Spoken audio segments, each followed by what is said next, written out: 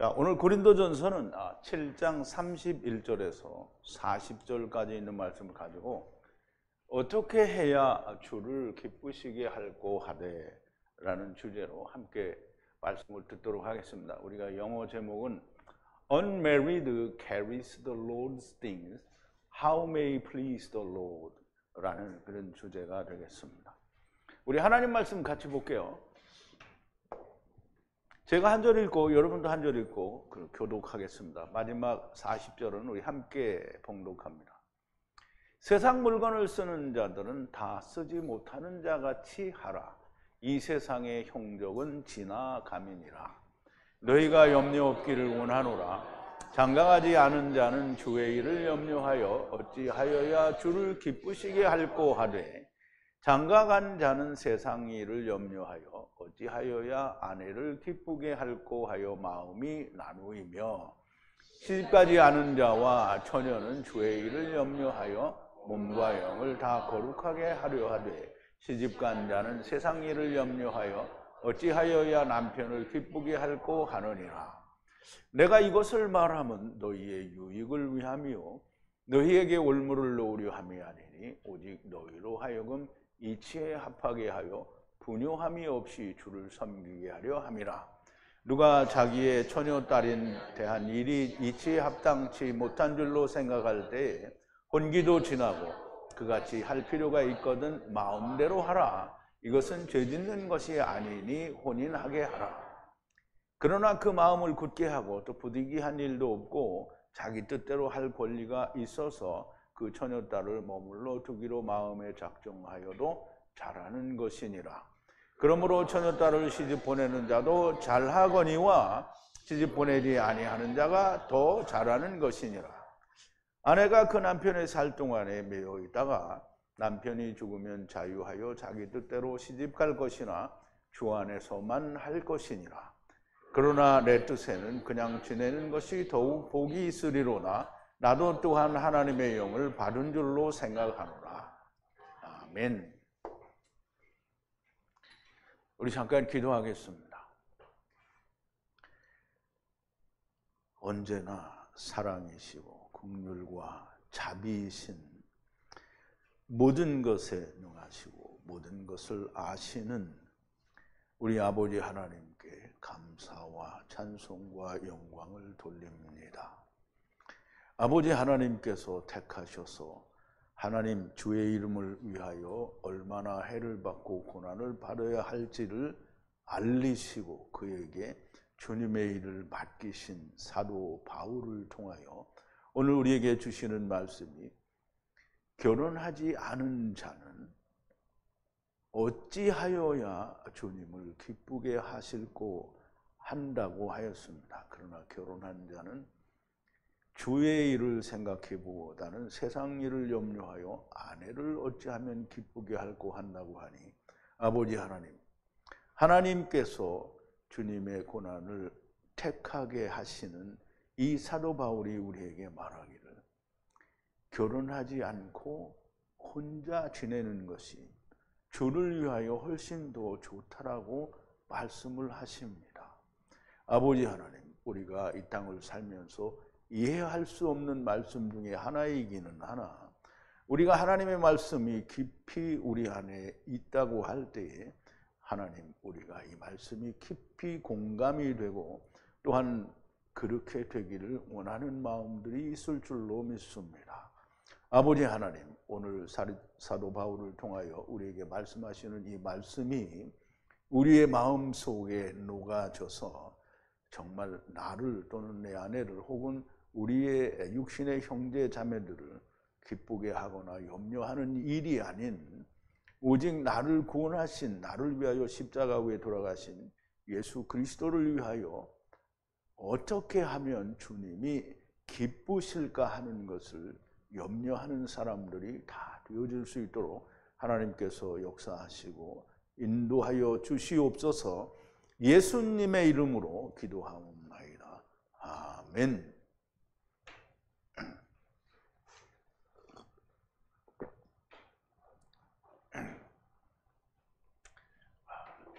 어떻게 해야 주님이 기뻐하실까? 저는 그 전에 예수 믿을 때 아니면 복음을 알고 나서도 사실 내가 이렇게 하면 주님이 기뻐하시겠지 라는, 주님이 기뻐하신다라는 생각을 전혀 해본 적이 없어요. 그런데 오늘 사도 바울이 이 말씀을 준비하는 중에 하나님이, 주님이 내가 어떻게 하면 기뻐하실까? 이게 참 아무도 생각하지 않는 거예요. 근데 우리가 한번 생각해 봐야 됩니다. 그래서 오늘 이 말씀을 들으면서 여러분들 마음 가운데로 정말 나는 주님을 기쁘시게 하기를 원한다라는 그런 마음들이 있게 되기를 바랍니다. 그래서 오늘 이 말씀을 나누기 전에 먼저 어제 우리가 나눈 말씀을 좀 되새김을 해볼 텐데요. 종인데 부름을 받았느냐? 물론 우리가 다 율법의 종으로 왔으니까 우리가 다 종이기는 합니다. 그런데 사회적으로는 종이 아닌 사람도 있고 종인 사람이 있어요. 오늘날에는 그렇게 제도적으로 종이라는 존재들은 없지만 그 유대 나라와 또 헬라 시대에도 당연히 주님의 오신 그 시대에도 종이 있었습니다. 로마에도 분명히 종이 있었고요. 지금도 종이 있는 데가 있기는 있습니다. 종으로 있는데 부름을 받았느냐? 근데 이제 사회적 신분이 종인데 부름을 받았느냐? 이 말이 우선적이 되겠죠. 그러면 주님 안에 부름을 받았으면 너는 더 이상 물리적으로, 즉 사회적으로는 종이어도 주님 안에서는 자유하는 자라는 거예요. 물론 율법의 종이었다가 자유하게 되면 너무나 명백한 자유자가 되는 거죠. 죄에 대해서 그렇다는 거죠. 세상에 대하여, 흙집에 대하여 그렇다는 겁니다. 그렇게 부름을 받았느냐? 그러면 너 자신을 돌아보지 말라는 거예요. 그리고 자유할 수 있으면 자유하는 것이 더 좋다라고 했어요. 사회적 신분으로도 자유하는 게 좋고요. 율법에 의한 종이면 자유하는 것은 너무 필요한 거죠. 사회적 제도 안에서 종이든 율법의 종이든 종에서 자유하는 것은 다 좋은 겁니다.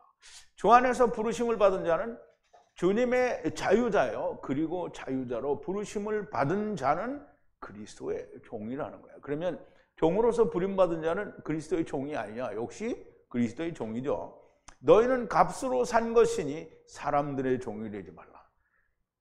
너희는 값으로 주고 샀대요. 그러면 이제 예수님이 어디 가서 은행에서 돈을 좀 빌려다가 뭐 몇만 불을 가져와서 나를 샀어요? 아니면 뭘로 샀어요?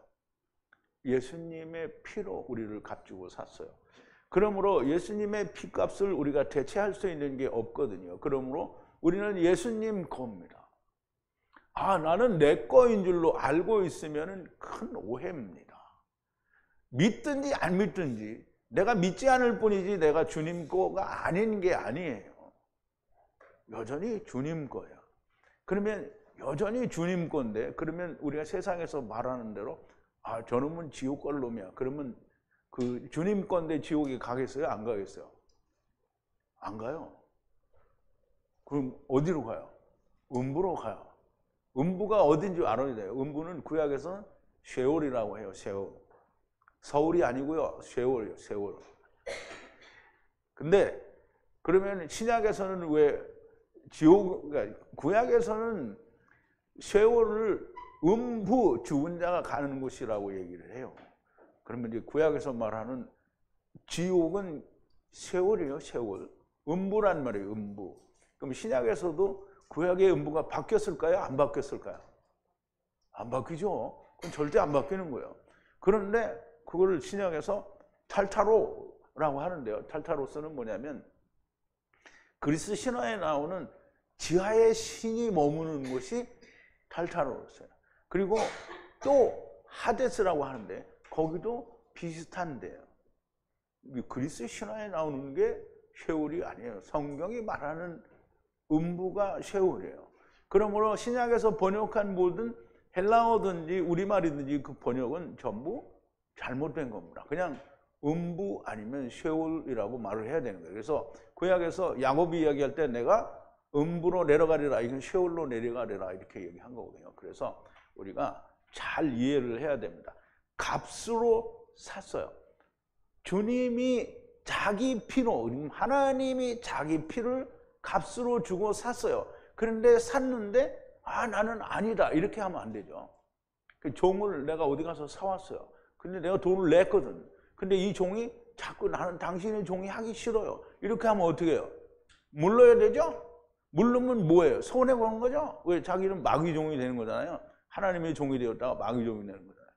근데 그런 거 하고 싶은 사람은 하라는 거지. 너희는 값으로 산 것이 사람들의 종이 되지 말라. 이게 사람들의 종이 된다라는 말은 사람은 세상에 속한 거잖아요. 그러면 사람의 종이 되는 거, 우리가 사람의 종이 오늘날의 세상을 살면서 자기는 사람의 종이 아니다 라고 생각하는 사람이 있는데, 사람의 종이에요. 왜? 자기 상사, 자기 그 회사 사장, 이런 사람들의 종이에요. 다. 왜? 다 시키는 대로 하잖아요. 그 사람 마음에 들게 다 하는 거고요. 그런데 사람의 종이 되지 말라, 이 말은 세상에 속한 자가 되지 말라는 거예요. 세상의 매인자들이 되지 말라는 말씀이고요. 형제들아, 모두 부르심 안에, 그 안에서 하나님과 함께 거하라 그랬어요. 그럼 이제 하나님이 부르신 그 부르심에는 종이나 자유자나, 하나님이 부르실 때는 그 상태가 무엇이든지 상관이 없어요. 할례자나 무할례자나 다 상관이 없어요. 그러면 물고기나 새나 짐승이나 사람이나 다 상관이 없어요. 그 상태가 어떻든지 간에 하나님이 부르셨어요. 그럼 그 부르심 안에 거하라는 거예요.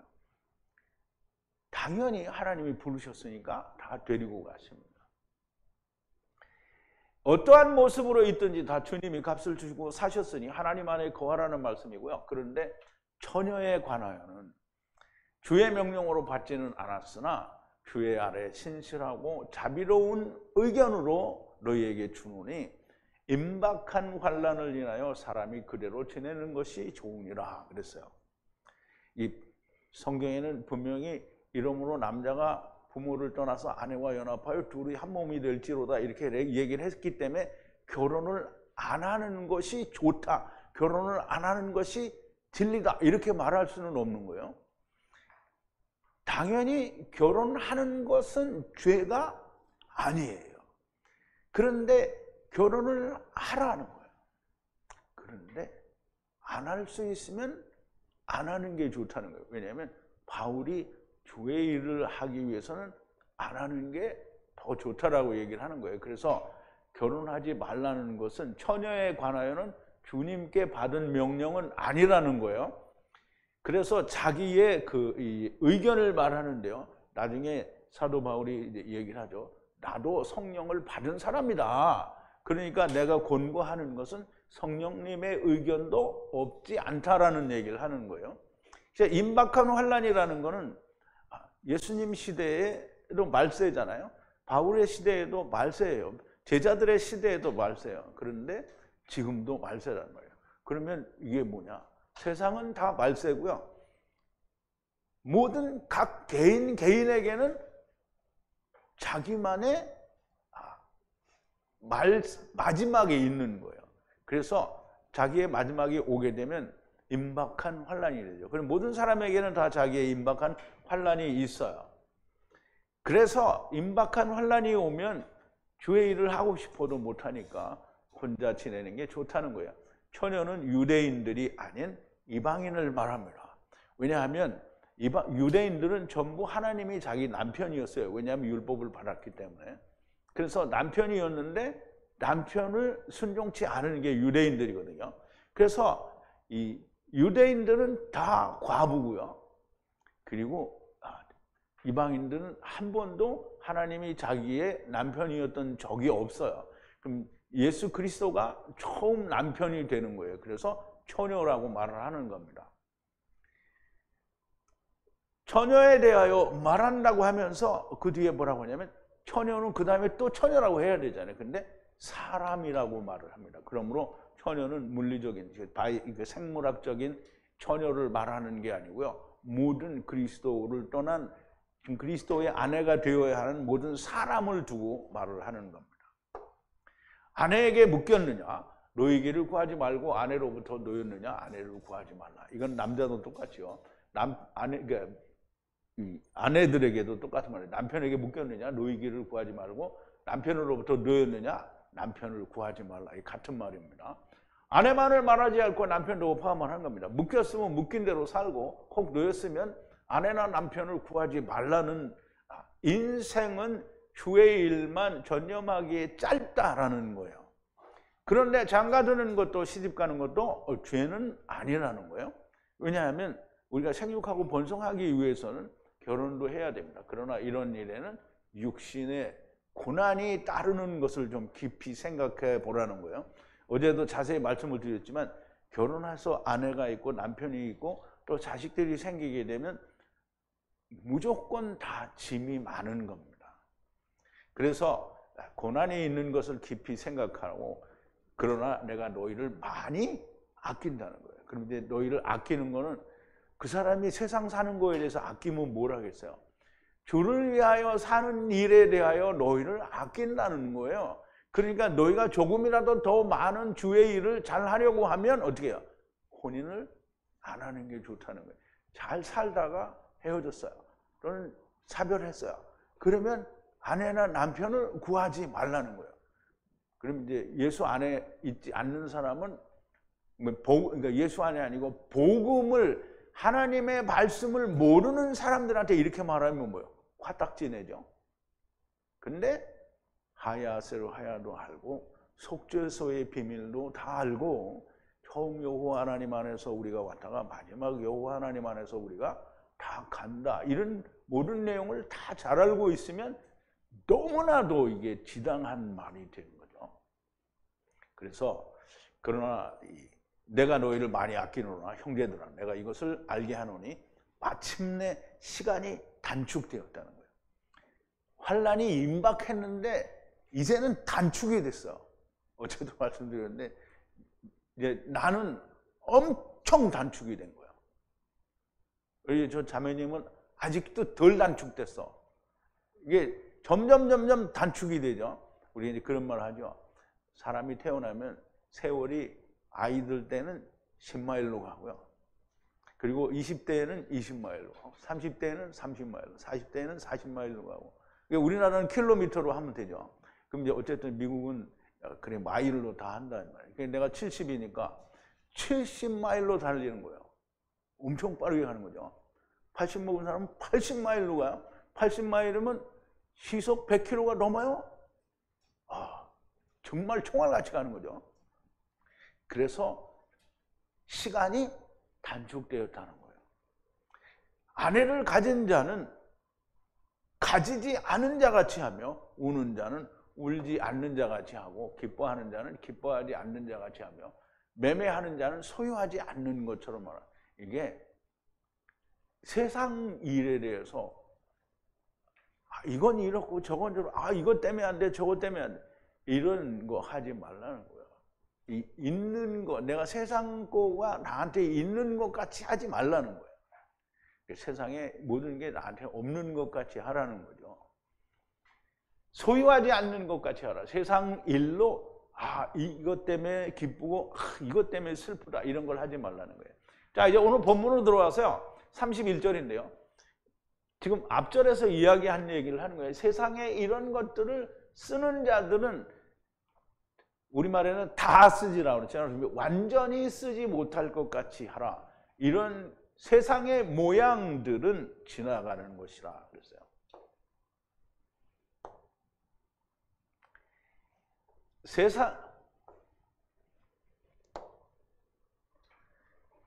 세상에 이런 것들을 쓰는 사람들은 완전히 다 쓰지 못할 것 같이 하라는 거예요. 근데 진짜 다 못 써요. 내가 뭘 샀어, 내가 뭘 가지고 있어. 근데 그거 없어지고 내가 죽어요? 아니면 내가 죽고 그게 없어져요? 내가 죽고 없어지거든요. 그래, 은행에 얼마라도 남아있으면 내가 죽으면 뭔가 남아있다는 말이에요. 그렇게 남아있으니까 누가 가져가요? 자손들이 가져가죠? 다 못 써요, 어차피. 근데 다 쓸 것 같이 그렇게 하지 말라는 거예요. 어차피 두고 간다는 거죠. 지나가는 거라는 거예요. 모양, 형적이라고 하는데요. 이것은 이 세상은 지나가는, 그러니까 모양은 우리가 가진 형태는, 그러니까 이 형태를 뭐라고 하냐면 빌립보서에서는 예수님의 사람의 모양을 입은 것을 모양이라고 했어요. 그럼 예수님이 사람의 모양을 입은 것을 구약에서는 뭐라 하냐면 이 제렘 혹은 테무트라고 하거든요. 그럼 형상과 모양을 따라 그래서 그러면 제렘과 테무트, 제렘과 테무트는 어떻게 해요? 지나가는 거예요. 지나가는 거예요. 없어진단 말이에요. 그 흙집은 없어지는 거라 이 말이죠.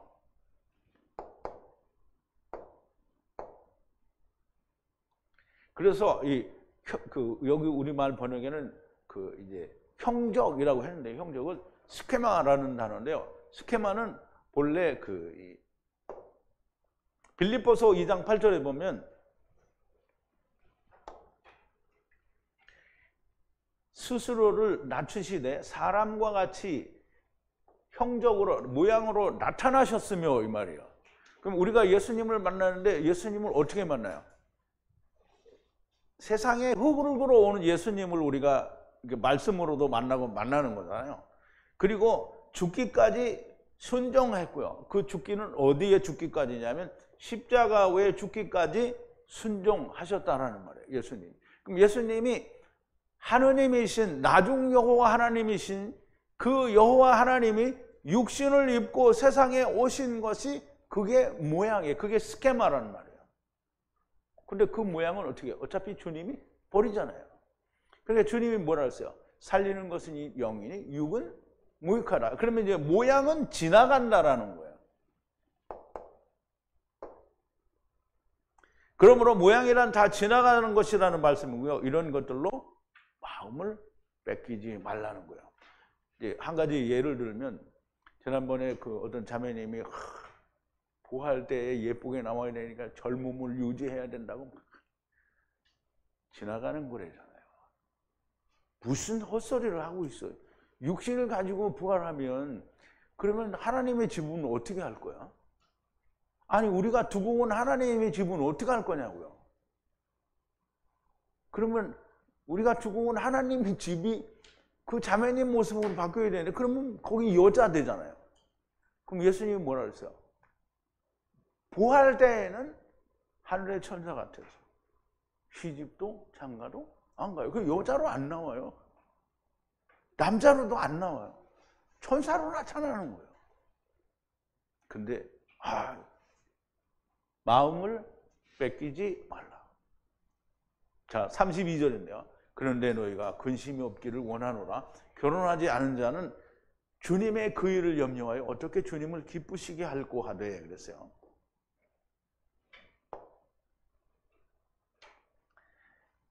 원하노라. 너희들이 근심이 없는 자가 되기를 원한다는 거예요. 무엇에? 결혼하지 않은 자는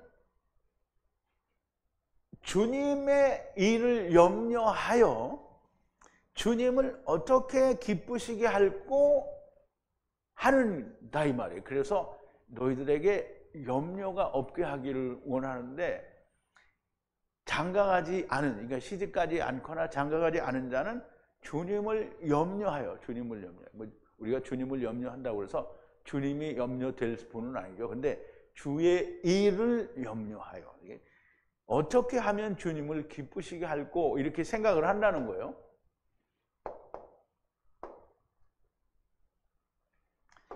너희가 주의 일을 하는데 조금 더 근심이 없게 되기를 원하는데 예를 들어서 장가 간 자는, 장가 안 간 자는 먼저 얘기한 거예요. 장가 안 들은 자는 주님이 왜 이를 염려해서 어떻게 하면 주님을 기쁘시게 할꼬 이 생각을 한다는 거예요. 누가? 장가 안 간 사람이. 그러니까 장가 안 간 사람은 근심이 없다는 거예요. 주의 일을 염려하여 어떻게 하면 주님을 기쁘시게 할꼬 하는데 혼인한 자들은 그렇지 못하다라는 얘기를 이제 하는 거예요. 33절인데요. 그런데 장가든 자는 세상을 염려하여 어떻게 하면 아내를 기쁘게 할꼬 나뉘어지며 그랬어요. 이 앞절에 붙은 말인데 여기에 이제 나오는데요.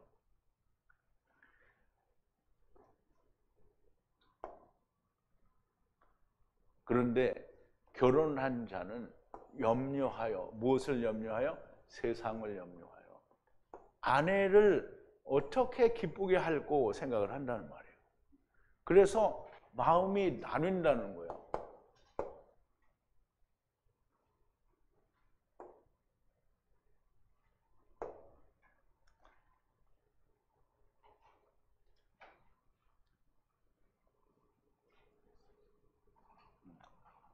아닌데.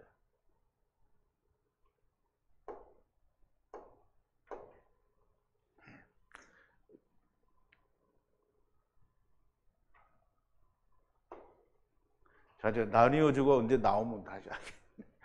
아내를 기쁘게 할고 하니 장가든 남자고요. 아내를 기쁘게 하는 일에는 세상을 염려를 해야 된다는 거예요. 아내를 기쁘게 하는데, 물론 이제 아내나 남편이나 다 그리스도 안에서 정말 하나가 된 사람이면 아내를 기쁘게, 주님을 기쁘게 하는 게 동시에 아내를 기쁘게 하는 일이 될 수 있어요. 그런데 세상에 결혼을 해서 아내와 같이 사는 사람들은 세상 일을 염려를 먼저 한다는 거예요. 그래서 아내를 기쁘게 할 거라는 생각을 하게 된다는 거죠. 그러므로 34절에 그리고 혼인하지 않은 처녀와 아내는 주의 일을 염려하여, 이 앞에는 장가든 사람이 그렇다는 거예요. 여기는 혼인하지 않은 처녀와 아내는, 이 아내는 뭐예요? 왜 아내라고 했냐면 과부 아니에요. 아내예요. 이제 한번 다른 남자하고 혼인했다가 나뉘은 사람을 말해요. 그럼 이제 사별했거나 이혼했거나 이런 사람을 말하는데 아내예요. 이 사람은 아내였던 사람이에요. 과부 아니에요. 처녀와 아내는 주의 일을 염려하여 몸과 영을 거룩하게 할 것이로되 혼인한 자는 세상을 염려하여 어떻게 남편을 기쁘게 할고 하느니라. 이래서 나뉘어진다라는 말이 이제 나오게 되는데요.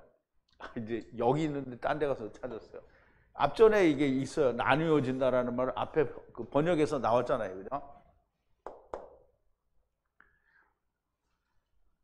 그리고 여자, 그리고 처녀. 이게 여자는 귀내라고 해서 아내를 말해요. 그럼 아내였던 사람을 이제 이렇게 얘기를 하는 거예요.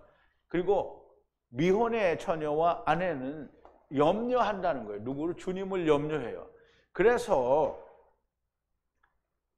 몸과 영을 거룩하게 한다는 거예요. 주님을 염려하니까 자기의 몸과 영을 거룩하게 하는 거예요. 그런데 결혼한 자는 여자 중에, 그러니까 처녀나 아내나 세상을 염려한다는 거예요.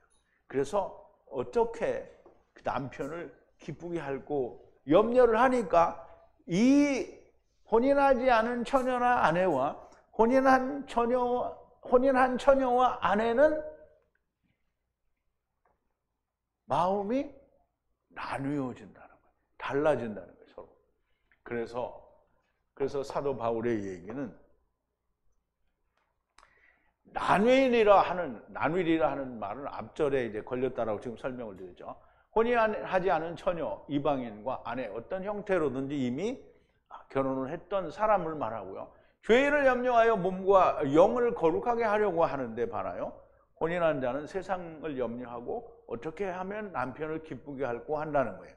혼인을 하여 남편과 아내가 있게 되면 주의 일과 남편과 아내를 위해 세상을 주의 일과 남편과 세상의 아내를 위하여 세상 염려를 해야 하기 때문에 마음이 나뉜다라는 이야기를 하는 겁니다. 바울은 오직 주님의 일만 염려하라고 혼자 살라는 거예요.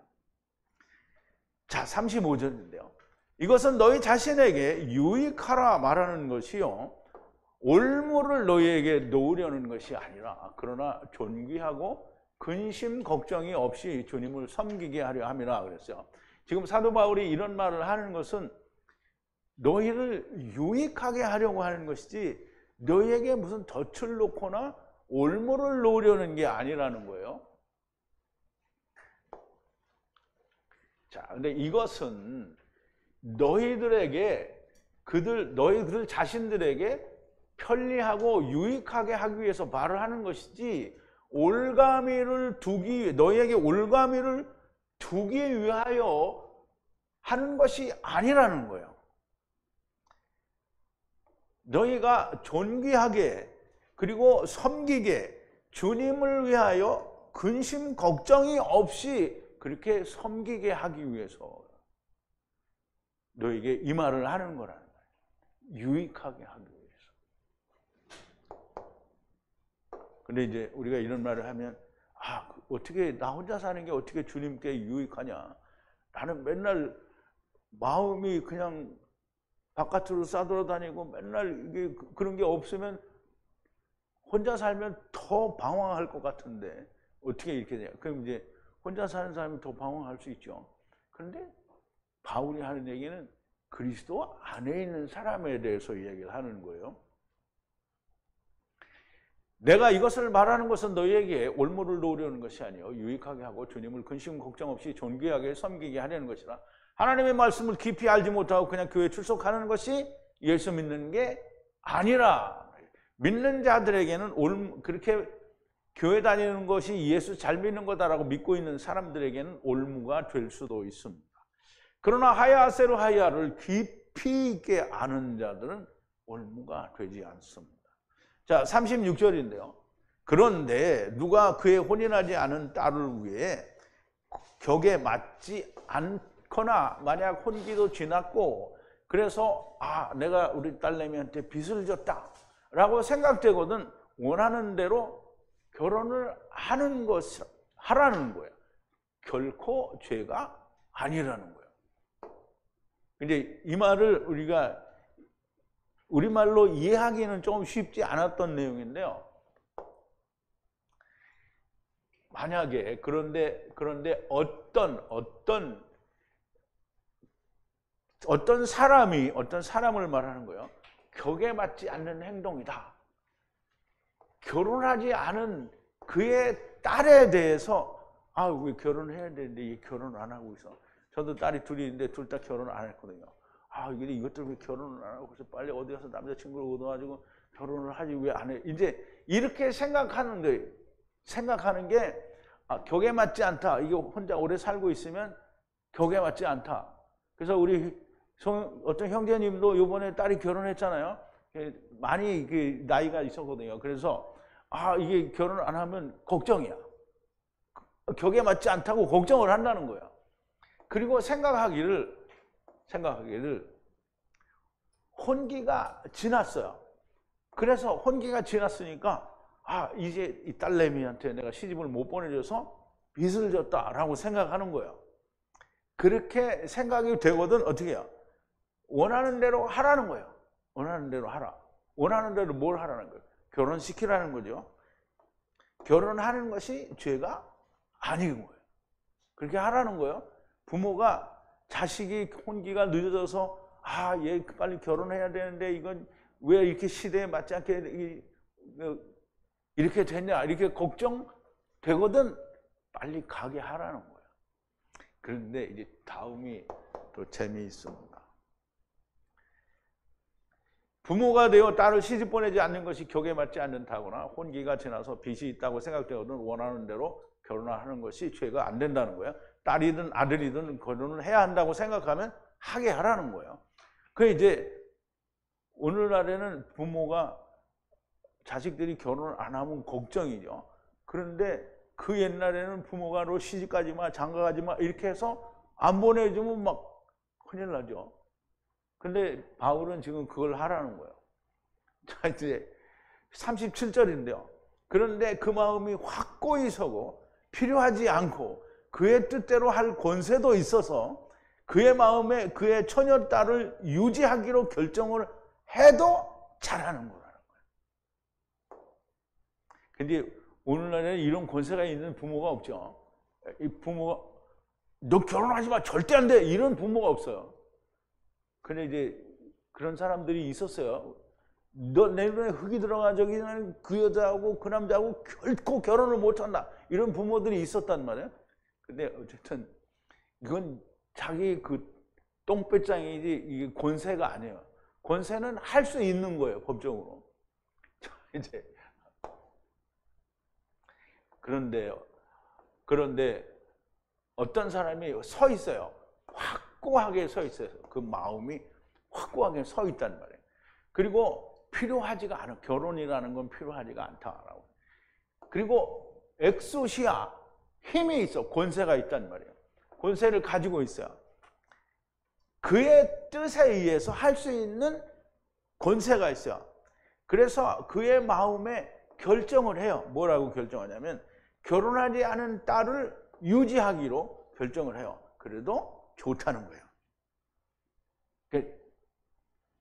그 옛날에는 이제 예수님 시대에도 그렇고 이 율법 시대, 구약 시대에도 그렇고 부모가 딸의 시집을 안 보내면 안 보낼 수도 있나 봐요. 그러니까 그런 권세가 엑소시아가 있었어요. 그런데 그렇게 안 보내도 괜찮다는 거예요. 좋다는 거예요. 괜찮은 정도가 아니라 좋다는 거예요. 칼로 쓰는 좋다는 거예요.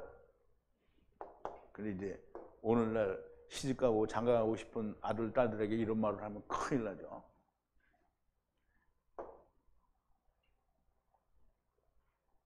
누구든 그 부모가 마음이 확고하고 권세도 있어서 딸을 시집 보내지 않고 처녀로 유지하여도 좋다는 거고요. 당사자들이 들으면 반대할 일일 수도 있으나 그러나 부모가 그런 권리도 있고 문제가 없으면 그렇게 하여도 좋은 일이라는 겁니다. 결혼하는 것도 죄가 아니고 결혼을 시키지 않아도 좋은 일이라는 것인데 중요한 것은 결혼을 하고 안 하고의 문제가 아니라 중요한 것은 주의 일을 염려하여 주를 기쁘게 하기를 원하는 마음이 있느냐라는 게 중요한 거죠. 자, 38절인데요. 그러므로 딸을 시집 보내는 것은 잘하는 일이요. 시집 보내지 않는 것은 더 잘하는 거래요. 그래서 우리 하영재님은 안 보낼지도 몰라요.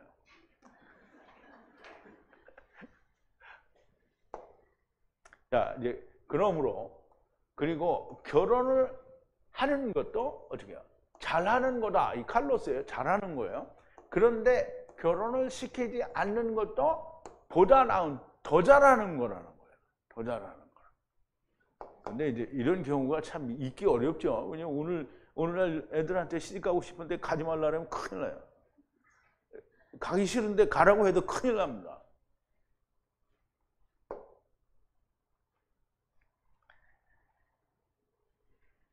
결단코 시집을 보내거나 장가를 가는 것은 죄가 아닙니다. 이게 우리가 중요하게 생각하는데 바울이 안 하는 게 좋다, 안 하는 게 좋다니까 결혼을 하는 거는 크게 잘못되는 건 줄 알았는데 결혼을 하는 게 죄가 절대로 아닙니다. 간음하는 건 죄예요. 근데 결혼하는 건 죄가 아닙니다.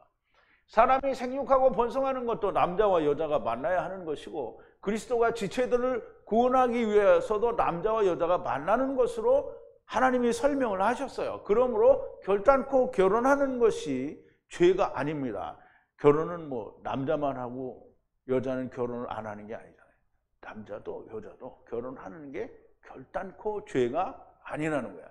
그러나 바울의 말은 남자나 여자나 혼인하여 남편이나 아내를 갖는 것에는 육신의 고난이 따른다는 거예요. 이걸 뭐 굳이 이런 고난이 온다 저런 고난이 온다 이거 설명 안 해도 아내가 있고 남편이 있는 자들은 결국 결혼하면 아이들을 낳게 되고 아이들은 짐이 되고 또 아이들을 못 낳아서 자식이 없어도 그게 또 짐이에요. 우리말에도 그렇잖아요. 가지 많은 나무에 바람이 잘 날이 없다. 그러면 어쨌든 결혼하는 거는 다 우리 다 어차피 결혼하는 사람들이잖아요. 다 자식들이 있는 사람들. 그걸 어떻게 모를 수는 없어요. 그런데 기회가 닿는다면 다시는 결혼하지 말라는 거예요. 나 그래도 해야 된다. 그냥 할 사람은 하세요. 왜냐하면 바울이 꼭 해야 되면 하라고 그랬어요. 그러면 이제 주를 위하여 사는 것보다는 나를 위해서 산다는 거죠. 그래서 주를 위하여 기쁘시게 하기 위하여 하지 않는 것이 더 좋다고 말씀하는 겁니다. 이제 39절인데요. 아내가 그녀의 남편의 살 동안만 율법 위에 묶여 있다가 그 남편이 죽으면 자유한다는 거예요. 이게 이제 로마서 7장에도 이 말이 나오는데요. 남편이 죽으면 자유하라는 거예요. 그러면 이제 꼭 율법에만 묵혀 있냐? 그러면 이제 우리가 남편이 아내를 얻고 아내가 남편을 얻으면 율법에, 그러니까 세상에서도 법에 의한 거지만 이 성경에서는 다 율법에 의해서 혼인을 한 거잖아요. 그러면 헤어졌어요. 또는 죽었어요. 그래서 자유하게 됐어요. 그러면 원하면 원대로 결혼을 할 것이나 오직 주님 안에서만 하라는 거예요. 이건 누구에게 하느냐면 그리스도 안에 있는 사람에게 하는 얘기예요. 그리스도 안에 있지 않은 다른 사람을 만나면 뭐예요? 또 자기 말씀이 다 망가지거나 분쟁이 일어나고 또 싸워야 돼요. 그러면 건전치 않은 가정이 됩니다. 그러므로 주님 안에서만 하라는 거예요.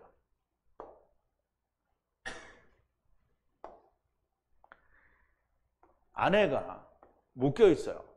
법 위에 묶여 있어요. 그녀의 남편이 살아있는 동안에만 법으로 묶여 있는 거예요. 그리고 만약에 남자가, 여기는 사별을 말하네요. 잠들면 이제 노인 거잖아요. 그러면 자유하라는 거예요. 그런데 자유하는데 결혼을 하려면 하라는 거예요. 그런데 오직 주님 안에서만 하라는 거예요.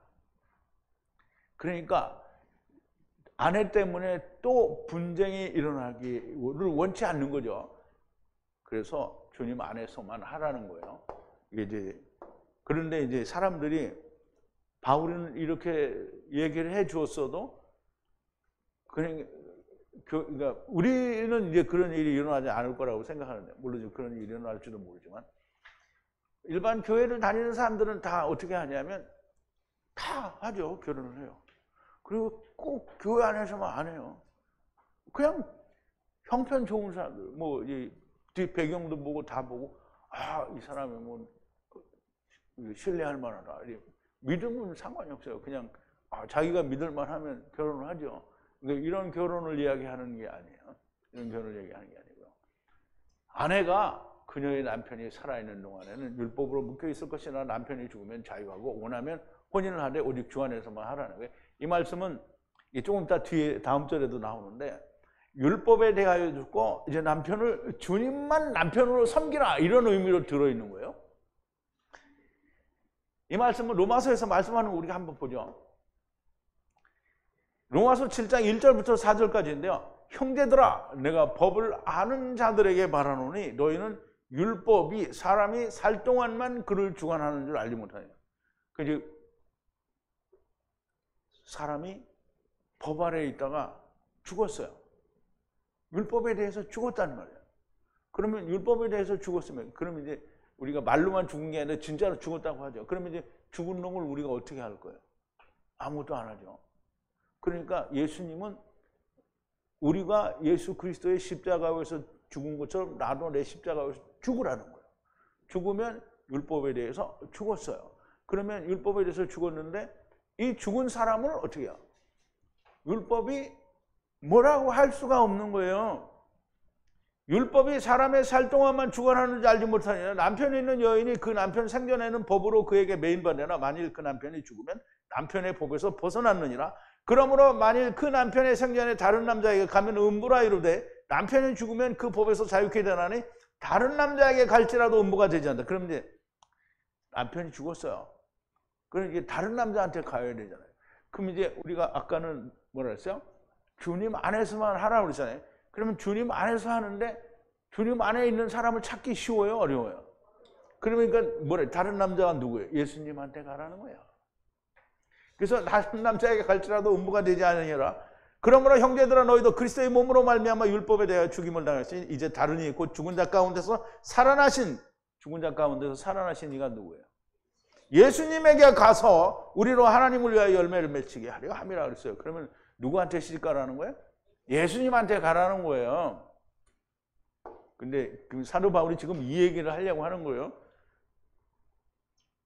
자, 이제 이 말을 했고요. 원하면 하는데 주님 안에서만 하라 그러는데요. 40절에는 그런데 나의 견해에는, 그런데 나의 생각에는 그냥 그렇게 사는 것이 복이 있으리라 그랬어요.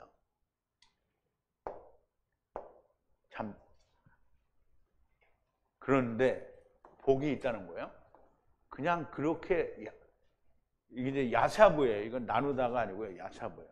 그렇게 사는 것이 복되다는 거예요. 어떻게 해요? 남편에게서 해방된 상태로 사는 게 복되다는 거예요. 이 저지먼트는, 영어는 저지먼트인데 이게 견해예요. 견해, 의견 이런 뜻인데요. 나의 의견을 따라서는 생각하는데 나도, 그러니까 사도 바울도 자기도 하나님의 성령을 가진 사람이라는 거예요. 그러니까 내가 주님의 명령이 아니고 내 견해라고 말은 했으나 나도 성령을 받은 사람이니까 내 얘기는 단순히 나의 개인적인 주관적인 생각이 아니라 성령의 인도하심도 같이 있는 거라는 거예요. 그러므로 어떻게 해요? 하나님도 그렇게 원하실 수도 있으니 예수님이 뭐라 그랬어요? 이 말을 받을 수 있는 자는 어떻게 하라? 받으라! 그랬어요. 그 지금 사도 바울이 그 얘기를 하는 거예요. 남편이 죽으면 그 남편에게서 자유하죠. 결혼을 하는데 꼭 주 안에서만 하라고 하시면서도 사도 바울의 견해에는 그냥 혼인하지 않고 사는 것이 복되도다라고 하시는 거예요. 그러면서도 나도 하나님의 영을 받은 사람이라고 하시면서 결코 잘못된 것이 아니라 성령님의 권고도 거기에 있음을 이야기하는 겁니다. 자, 사도 바울이 남자와 여자가 혼인하여 아내를 두고 남편을 두는 것이 결코 죄가 아님에도 불구하고 혼자 사는 것이 더 좋다고 하는 이유는 오직 한 가지입니다. 아내나 남편을 기쁘게 할 것이냐 아니면 주의 일을 생각하고 주님을 기쁘시게 할 것이냐 하는 것이 가장 주된 목적입니다. 대부분이 사람들이 아내나 남편을 인하여 여호와 하나님을 기쁘시게 하기보다는 남편이나 아내를 기쁘게 하는 일에 마음을 빼앗김으로 하나님을 기쁘시게 하는 일을 등한시하게 됩니다. 아니, 하나님을 기쁘시게 하는 것이 무엇이니? 제가 처음에도 말씀을 드렸죠. 하나님을 기쁘시게 하는 게 뭔지 몰라요. 근데 우리가 교회 다니면서 생각하기를 하나님을 기뻐하시게 하는 게 뭐라고 생각했어요? 그냥 내가 죄 안 짓는 것이 하나님을 기쁘게 하는 거라 이렇게 생각했죠. 그런데 하나님은 그게 기쁘지 않죠. 내가 이런 악한 생각을 먹거나 무슨 도적질을 하거나 무슨 이런 걸 하지 않으면 하나님이 기뻐하시리라 생각했어요. 하나님이 진짜 기뻐하시는 거는 그냥 내가 세상은 허무하구나, 낙이 없구나, 이걸 알면 기뻐하시는 거예요. 그런데 그거를 하나님이 기뻐하신다라는 게 뭔지를 우리가 전에는 다 몰랐어요. 요즘까지도 모르고 있는 사람들이 많아요. 하나님이 기뻐하시는 게 뭔지. 아마도 사람들이 어떻게 하면 하나님께서 기뻐하실까 생각하는 사람은 존재하지 않는다라고 보는 게 더 맞을 수도 있어요. 하나님께서 기뻐하시는 것보다는 언제나 나의 일이 먼저예요. 나의 사정이 더 먼저예요. 아내나 남편이 자신을 위한 것은 모든 것보다 우선이 됩니다. 나 자신, 아내, 남편, 자식들이 모든 것보다 우선이에요. 그러나 하나님은 언제나 뒤에 있어요. 하나님의 기뻐하시는 것은 생각해 본 적이 없습니다. 왜? 하나님이니까. 사람들은 남편이나 아내 혹은 자신의 문제가 생겼을 때 조금도 망설이지 않아요. 하나님의 기뻐하시는 일은 생각지 않고 자기가 먼저 편해야 됩니다. 그래서 기도를 뭐라고 해요? 하나님, 내가 이 공경에서 벗어나게 해주소서. 하나님을 생각한 거예요? 나를 생각한 거예요? 나를 생각한 거죠. 모든 것에 우선이 나요, 아내요, 남편이고요. 하나님은 언제나 나중이에요. 하나님이 우리의 삶 속에서 우선이 되었던 적은 단 한 번도 없어요. 심지어 세상에서 예수 믿는 사람들은 하나님의 뜻을 알아서 그 뜻을 이루어 드리기보다는 하나님께서 자기의 원하는 바를 이루어 주기를 바라는 거예요. 늘 하는 얘기죠. 교회 다니는 사람들이 하나님 왜 믿어요? 하나님 진리 끌고 다니면서 자기 발걸음을 지켜주기를 바라는 거잖아요. 근데 다른 종교는 그래요. 그 종교에 자기들이 믿는 신의 뜻이 이거다라고 그것을 따라가요. 근데 예수 믿는 사람들은 전부 신의 뜻을, 하나님의 뜻을 따라가지 않고 뭐냐면 하나님이 나를 지켜주기를 바라요. 그럼 하나님이 뭔데요? 자기들의 종이에요? 하나님을 하나님으로 여기지 않는 거예요. 여기 성회 사람들도 보면 항상 내가 먼저예요. 하나님이 기뻐하시는 것을 생각해 본 적이 없는 것으로 보여요. 우선 하나님이 먼저가 아니고요, 내가 먼저고요. 하나님이 먼저인 사람은 본 적이 없습니다. 베드로와 요한이 대제사장들과 서기관들 그리고 바리새인들 앞에서 이렇게 이야기합니다. 베드로와 요한이 대답하여 가로되 하나님 앞에서 너희 말을 듣는 것이 하나님 말씀 듣는 것보다 옳은가 판단하라. 사도행전 4장인데 우리 이거 벌써 봤어요. 이 사람들을 어떻게 할까? 저희로 인하여 유명한 표적이 나타나는 것이 예루살렘에 사는 모든 사람에게 알려졌으니 우리도 부인할 수 없는지라. 이것이 민간에 덮어지지 못하게 저희를 위협하여 이후에는 이 이름으로 아무 사람에게도 말하지 말게 하자 라고 자기들끼리 결론을 내렸어요. 자기들도 부인할 수 없는 사실이라고 말을 하면서 그걸 하지 말라고 하는 거죠. 그러면 뭐예요? 이 유대인들이 대제사장과 바리새인들과 서기관들이 뭘 생각하는 거냐면 하나님을 생각 안 해요. 자기의 유익을 생각하는 거예요. 그들을 불러 경계하여 도무지 예수의 이름으로 말하지도 말고 가르치지도 말라 하니 베드로 요한이 대답하여 가로되 하나님 앞에서 너희 말을 듣는 것이 하나님의 말씀 듣는 것보다 옳은가 판단하라. 우리는 보고 들은 것을 말하지 아니할 수 없다. 이게 베드로와 요한의 고백이 오늘 예수를 믿는 그리스도 안에 있는 아버지와 아들과 내가 하나 되는 그 사람이 되었다라고 하면 이후 여하를 불문하고 베드로와 요한처럼 하나님 앞에서 내가 아내를 걱정하고 아들을 딸을 걱정하고 세상을 걱정하는 게 옳으냐, 주님이 기뻐하시는 걸 걱정하는 것이 옳으냐, 이걸 판단을 할 수 있어야 돼요. 모든 사람들이 이 말을 이해하지 못하는 거예요. 모든 사람이 하나님 앞에서 자기의 생각이나 아내나 남편의 말을 들어요. 그러면서도 자기들은 하나님을 먼저 생각한다라고 말을 하는 거예요. 하나님의 말씀을 최우선으로 하고 있다고 생각을 해요. 어제도 이런 말을 하면서 되게 흥분했는데 보세요. 주님을 기쁘시게 한다라는 뜻이 뭐냐면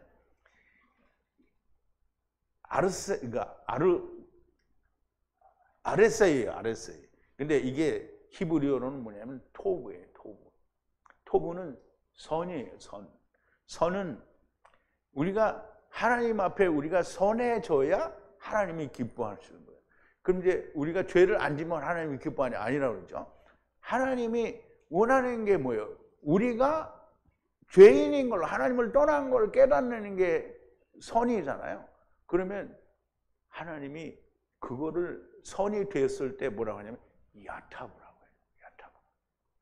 그러면 하나님의 선에 내가 들어가는 것이 하나님을 기쁘게 하는 거예요. 하나님의 뜻이 뭐냐면 아들을 보고 믿는 자마다 영생을 얻는 거니까 내가 하나님을 기쁘시게 하려면 아들을 보고 믿어야 되는 거예요. 근데 아들을 보고 믿는다는 게 뭔지 모르죠. 그러니까 기쁘시게 할 수가 있어요? 없어요?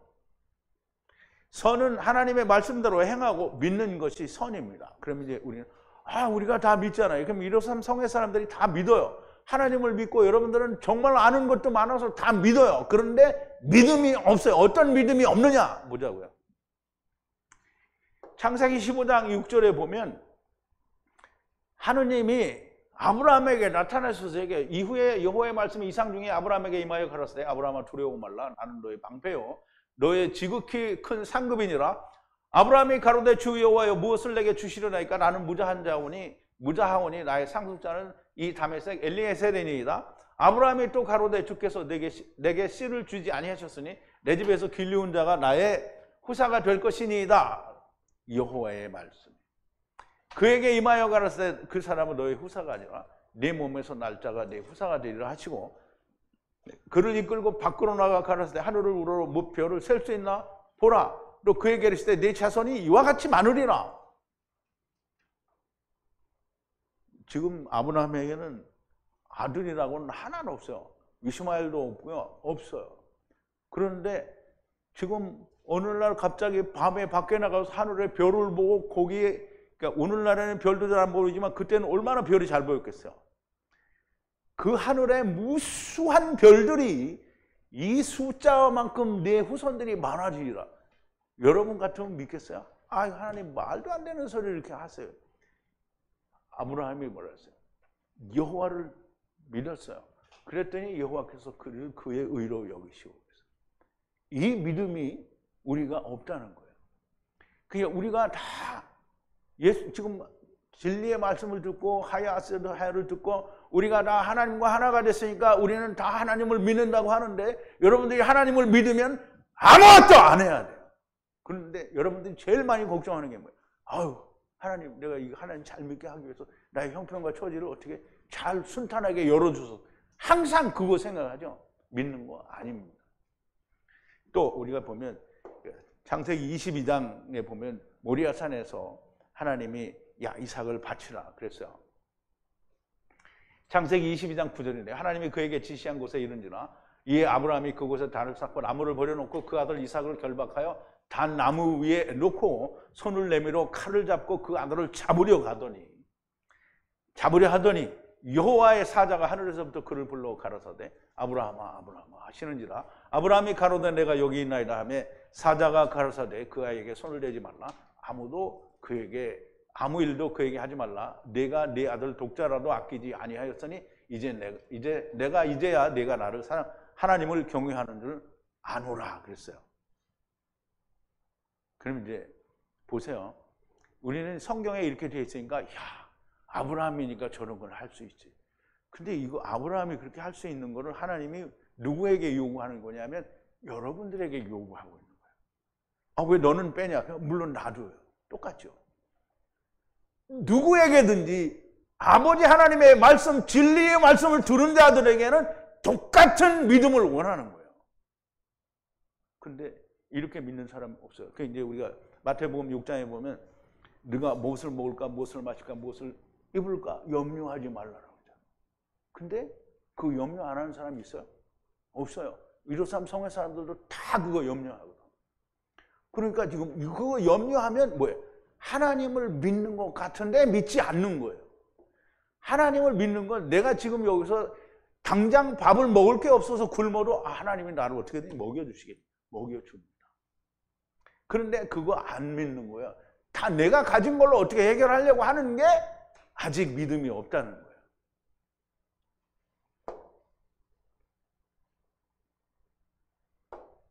주님이 이렇게 말씀하셨습니다. 그러나 인자가 올 때 세상에서 믿음을 보겠느냐. 누가복음 18장인데요. 항상 기도하고 낭망치 말아야 될 것을 저희에게 비유로 하여 가라사대 어떤 도시에 하나님을 두려워 아니하고 사람을 무시하는 한 재판관이 있는데 그 도시에 한 과부가 있어 자주 그에게 가서 내 원수에 대한 나의 원한을 풀어주소서 하되 그가 얼마 동안 듣지 아니하다가 후에 속으로 생각하되 내가 하나님을 두려워 아니하고 사람을 무시하나 이 과부가 나를 번거롭게 하니 내가 그 원한을 풀어주리라 그렇지 않으면 늘 와서 나를 괴롭게 하리라 하였느니라.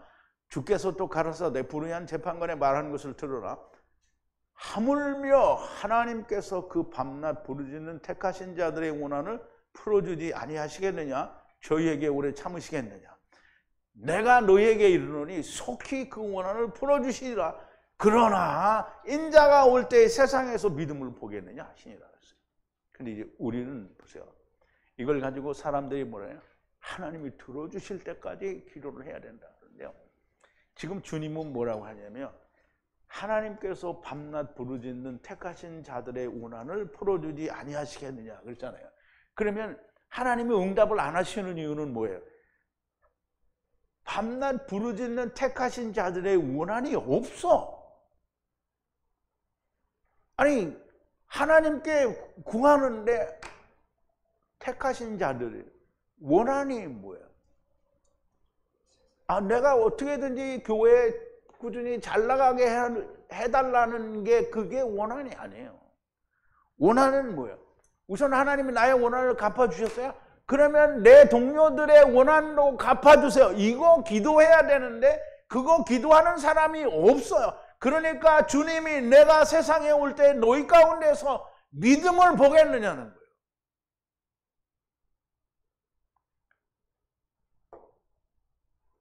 나는 이렇게 요즘에 이 설교하고 나서 153상이 없어질 것 같아요.